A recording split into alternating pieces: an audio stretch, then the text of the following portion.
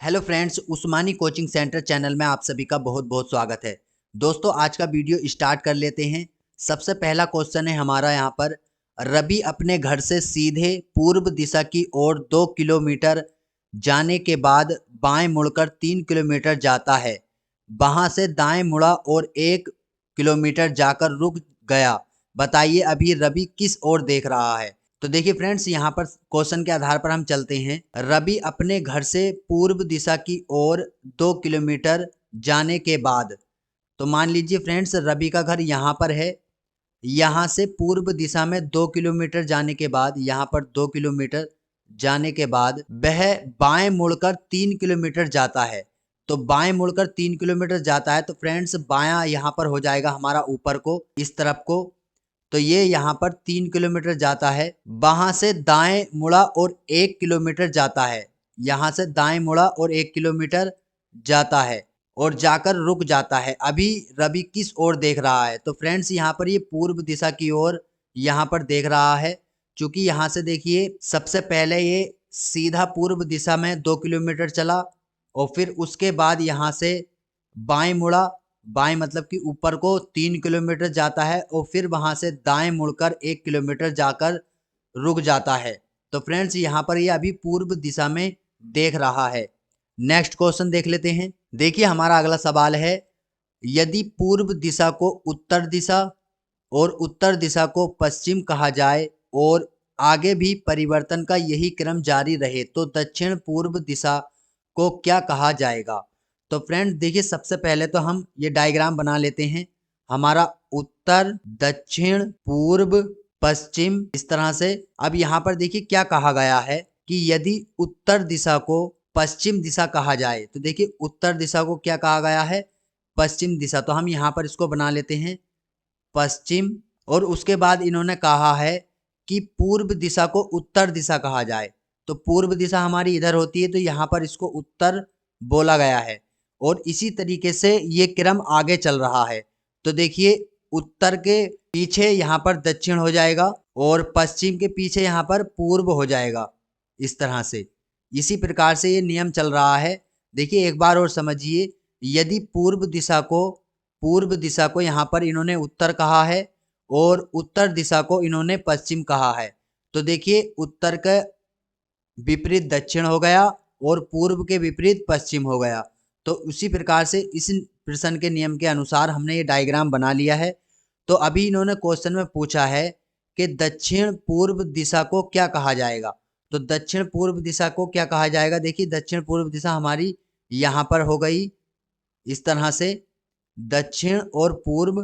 तो अब इस डायग्राम के अनुसार मतलब कि प्रश्न के अनुसार इसको बोला जाएगा उत्तर और पूर्व। तो हमारा करेक्ट आंसर यहाँ पर ऑप्शन नंबर ए हो जाएगा, उत्तर पूर्व। अगला सवाल देख लेते हैं। देखिए फ्रेंड्स हमारा अगला सवाल है, कमल पूर्व दिशा की ओर 20 मीटर चलने के बाद दाईं ओर मुड़कर 45 मीटर चला। वहां से वह दाईं ओर मुड़कर 55 मीटर चला। अंत में जब वह रुका तो प्रारंभिक स्थान से किस दिशा की ओर था? तो फ्रेंड्स यहाँ पर देखिए सबसे पहले हमने ये डायग्राम बना लिया है। अब प्रश्न के अनुसार हम चलते हैं। तो सबसे पहले वह पूर्व दिशा की ओर 20 मीटर चलता है। उसके बाद वह दाईं ओर मुड़कर 45 मीटर चलता है। दाईं ओर मतलब कि नीचे को वह 45 मीटर चलता है। उसके बाद वह फिर से दाईं ओर मुड़ा और 55 मीटर चला। तो मतलब कि वह फिर से दाईं ओर मुड़ा इधर को और 55 मीटर चलता है। अब वह अपनी प्रारंभिक स्थान से किस दिशा की ओर था? तो इसका जो प्रारंभिक स्थान है वह यह है। अब देखिए हम इसके अनुसार यहाँ पर अनुमान लगाएंगे कि वह किस दिशा में है। तो देखिए फ्रेंड्स ये हमारा उत्तर हो जाएगा, ये हमारा पूर्व हो जाएगा और ये हमारा दक्षिण हो जाएगा और ये हमारा पश्चिम हो जाएगा। तो वह यहाँ पर है अपनी प्रारंभिक स्थिति से।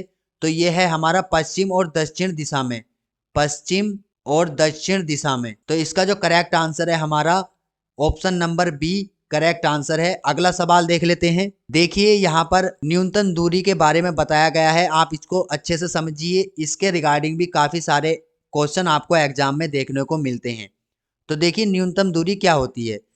किसी वस्तु के प्रारंभिक स्थान से गंतव्य तक पहुंचने में आए भौतिक बदलाव को दूरी कहा जाता है। जैसे कि फ्रेंड्स मान लीजिए कोई व्यक्ति यहाँ से चलना शुरू करता है और यहाँ पर पहुंचता है, तो देखिए यहाँ पर जितने भी बदलाव होते हैं, मतलब कि वो दाएं मुड़ता है, बाएं मुड़ता है, इस तरह से जो बदलाव होते हैं अपने गंतव्य स्थान तक पहुंचने में, उसको दूरी कहा जाता है। दूरी दो प्रकार की होती है, कुल दूरी तथा न्यूनतम दूरी। देखिए प्रत्येक बिंदु से होकर तय की गई दूरी कुल दूरी तथा विकर्णवत दूरी न्यूनतम दूरी कहलाती है। न्यूनतम दूरी संबंधित कुछ जानकारी नीचे दी गई है। माना ABC एक समकोण त्रिभुज पथ है जिसमें AB लंब, BC आधार तथा AC कर्ण है, तब पाइथागोरस प्रमेय के अनुसार, देखिए पाइथागोरस प्रमेय क्या होती है इसको समझ लीजिए।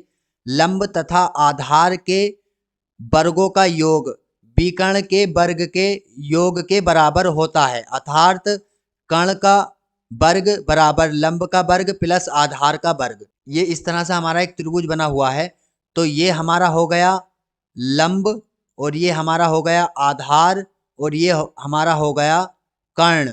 जो लंबी खड़ी हुई लाइन है ये लंब हो गया, और जो नीचे बिछी हुई पट्टी है ये आधार हो गया, और ये इस तरह से जो विकीर्ण लाइन है ये हमारा कर्ण हो गया। तो इसका जो पाइथागोरस का सूत्र है वह है कर्ण का स्क्वायर बराबर लंब का स्क्वायर प्लस आधार का स्क्वायर है।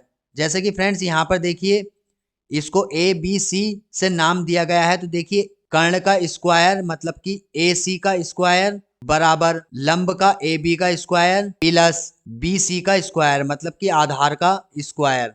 पाइथागोरस प्रमेय का प्रयोग समकोण तथा न्यूनतम दूरी ज्ञात करने के लिए किया जाता है। तो फ्रेंड्स आप समझ गए होंगे कि दूरी किसको बोला जाता है और दूरी कितने प्रकार की होती है। दूरी दो प्रकार की होती हैं, जो कि कुल दूरी तथा न्यूनतम दूरी होती हैं। देखिए फ्रेंड्स इसको समझने के लिए हम क्वेश्चन देखते हैं। तो देखिए फ्रेंड्स इसके रिगार्डिंग हमारा सवाल है, एक व्यक्ति उत्तर दिशा की ओर 4 किलोमीटर जाता है, वहां से दाएं मुड़कर 3 किलोमीटर जाने पर एक बाजार पहुंच जाता है। बाजार से जरूरी सामान खरीदने के बाद दक्षिण पश्चिम दिशा में 5 किलोमीटर चलकर अपने घर पहुंच जाता है। बताइए इस दौरान उस व्यक्ति ने कुल कितनी दूरी तय की। क्वेश्चन के अनुसार हम यहाँ पर एक डायग्राम बना लेते हैं। तो देखिए यहाँ पर सबसे पहले तो हम जान लेते हैं, देखिए यहाँ पर उत्तर होता है हमारा, नीचे दक्षिण, पूर्व और इधर पश्चिम, इस तरह से। अब प्रश्न के अनुसार हम चलते हैं, तो व्यक्ति सबसे पहले उत्तर दिशा की ओर 4 किलोमीटर चलता है, तो उत्तर दिशा की ओर 4 किलोमीटर चलता है। फिर वहां से वह दाएं मुड़कर 3 किलोमीटर जाने पर एक बाजार पहुंचता है। तो यहाँ पे ये दाएं मुड़ रहा है, मतलब कि ये इधर को मुड़ रहा है।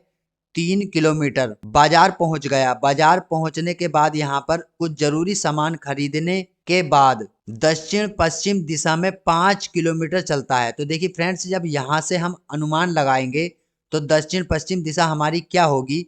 देखिए यहाँ पे तो हमारा हो जाएगा उत्तर, यहाँ पर हो जाएगा दक्षिण, इधर हो जाएगा हमारा पूर्व और इधर हो जाएगा हमारा पश्चिम। तो यहाँ से इस तरह से ये डायग्राम बन जाएगा।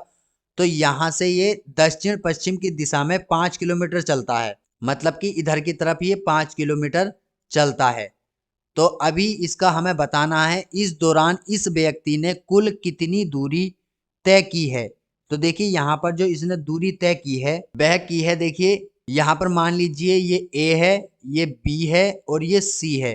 तो देखिए सबसे पहले तो ये दूरी आप प्लस कीजिए 4, फिर उसके बाद ये दूरी प्लस कीजिए 3, फिर उसके बाद ये दूरी प्लस कीजिए 5। तो यहाँ पर इसको प्लस करेंगे 12 किलोमीटर दूरी इसने कुल दूरी तय की है अपने इस पूरे सफर में। अगला सवाल देख लेते हैं। देखिए हमारा अगला सवाल है, एक व्यक्ति पूर्व दिशा की ओर 5 किलोमीटर जाता है तथा वहां पड़ने वाले मंदिर पर प्रसाद चढ़ाने के बाद उसी दिशा में 5 किलोमीटर आगे जाता है। अंत में बाएं मुड़ता है और 12 किलोमीटर चलकर अपने ऑफिस पहुंच जाता है। बताइए मंदिर और व्यक्ति के ऑफिस के मध्य न्यूनतम दूरी कितनी होगी। अब यहाँ पर देखिए प्रश्न के अनुसार हम चलते हैं। तो व्यक्ति सबसे पहले पूर्व दिशा की ओर 5 किलोमीटर चल रहा है, तो पूर्व दिशा की ओर 5 किलोमीटर चल रहा है तथा वहां पड़ने वाले मंदिर पर प्रसाद चढ़ाने के बाद उसी दिशा में 5 किलोमीटर और आगे बढ़ रहा है। अंत में वह बाएं मुड़ता है और 12 किलोमीटर चलकर अपने ऑफिस पहुंच जाता है। बताइए मंदिर और व्यक्ति के ऑफिस के मध्य न्यूनतम दूरी कितनी है। तो देखिए फ्रेंड्स, यहाँ पर ये अपने घर से चलना शुरू हुआ था और 5 किलोमीटर पूर्व दिशा में ये चला था और उसके बाद यहाँ पर मंदिर पड़ा था। मंदिर पे प्रसाद चढ़ाने के बाद वह फिर उसी दिशा में 5 किलोमीटर चला था और फिर उसके बाद बाएं मुड़कर 12 किलोमीटर यहाँ पर आया था। अब हमको यहाँ से और यहाँ तक की दूरी पता करके बतानी है कि मंदिर और व्यक्ति के मध्य जो न्यूनतम दूरी है, यहाँ की जो दूरी है वो क्या रहेगी। तो देखिए फ्रेंड्स, हम इसको ए कोड मान लेते हैं, इसको बी, इसको सी और इसको डी। तो अभी हम सूत्र लगाएंगे, कर्ण का स्क्वायर बराबर लंब का स्क्वायर प्लस आधार का स्क्वायर। तो देखिए यहाँ पर जो हमारा कर्ण है इसको हमें ज्ञात करना है कि ये क्या है।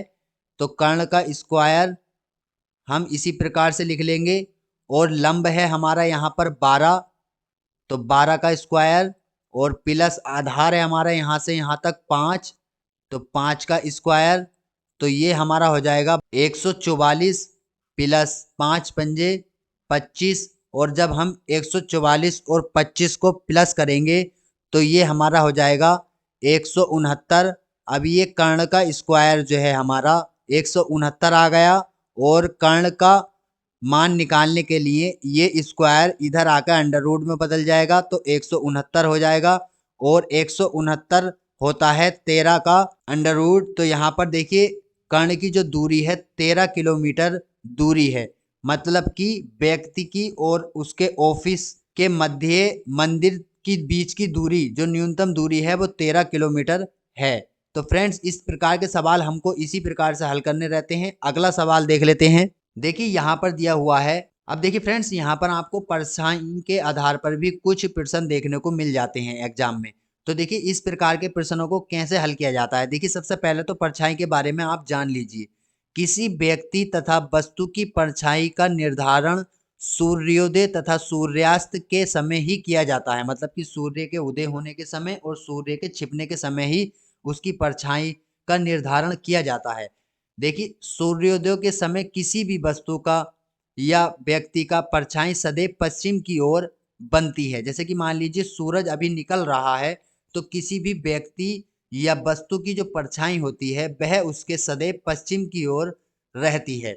अब देखिए सूर्यास्त मतलब कि सूर्य छिपने के समय किसी भी व्यक्ति या वस्तु की परछाई सदैव पूर्व दिशा की ओर बनती है। तो देखिए फ्रेंड्स, यहाँ पर एक उदाहरण भी दिया हुआ है इसको समझने के लिए। देखिए उदाहरण ये है कि यहाँ पर सुबह के समय गगन और तरुण एक दूसरे की ओर देखते हुए बातें कर रहे हैं। यदि गगन की परछाई स्वयं के दाईं ओर बनती है तो तरुण का मुख किस ओर होगा। अब देखिए क्वेश्चन के आधार पर हम चलते हैं। सुबह का समय है, मतलब कि सूर्योदय हो रहा है, तो सूर्योदय के समय किसी भी वस्तु या व्यक्ति की परछाई सदैव पश्चिम की ओर बनती है। तो पश्चिम की ओर बनती है, तो यहाँ पर देखिए सबसे पहले हम समझ लेते हैं। यदि गगन की परछाई स्वयं के दाईं ओर बन रही है, मतलब कि उसके दाईं ओर बन रही है, तो मान लीजिए वो यहाँ पर खड़ा है इस तरह से, तो उसकी जो परछाई है वो उसके दाईं ओर इधर बन रही है, इधर उसका बायां, मतलब कि मान लीजिए जैसे कि ये आप वीडियो देख रहे हैं, आपके सामने कोई व्यक्ति खड़ा है तो उसका जो दायां है वो आपका बायां होगा। तो यहाँ से देखिए ये दाईं ओर बन रही है, मतलब कि सुबह के समय की बात चल रही है, तो ये यहाँ पर खड़ा हुआ है हमारा उत्तर की तरफ। और फ्रेंड्स उसके बाद देखिए तरुण का मुख किधर होगा, तो ये दोनों एक दूसरे के आमने सामने खड़े हैं, तो मतलब कि तरुण यहाँ पर खड़ा होगा इस तरह से इधर को मुख करके, और ये इधर को मुख करके खड़ा है। तो अभी हमें बताना है कि तरुण का मुख किस ओर होगा। तो तरुण का मुख जो है हमारा इधर की तरफ होगा, मतलब कि उत्तर की तरफ होगा। तो फ्रेंड्स इस प्रकार के सवाल भी आपको एग्जाम में देखने को मिल जाते हैं। फ्रेंड्स आज की वीडियो में इतना ही था। दिशा और दूरी के रिगार्डिंग हम ये सीरीज चला रहे हैं, आज ये दूसरा वीडियो है। यदि इस वीडियो में आपको कुछ समझ में नहीं आया हो तो आप फिर से वीडियो को दोबारा से देखिए, आप अच्छे से समझ जाएंगे। और यदि फिर भी आपको समझ में नहीं आ रहा हो तो आप हमसे कमेंट करके भी पूछ सकते हैं, या फिर हमारे टेलीग्राम चैनल और हमारे फेसबुक पेज को फॉलो करके भी आप हमसे कांटेक्ट करके बात कर सकते हैं। फ्रेंड्स, मिलते हैं एक और नई वीडियो के साथ, तब तक के लिए जय हिंद जय भारत, आपका दिन शुभ हो।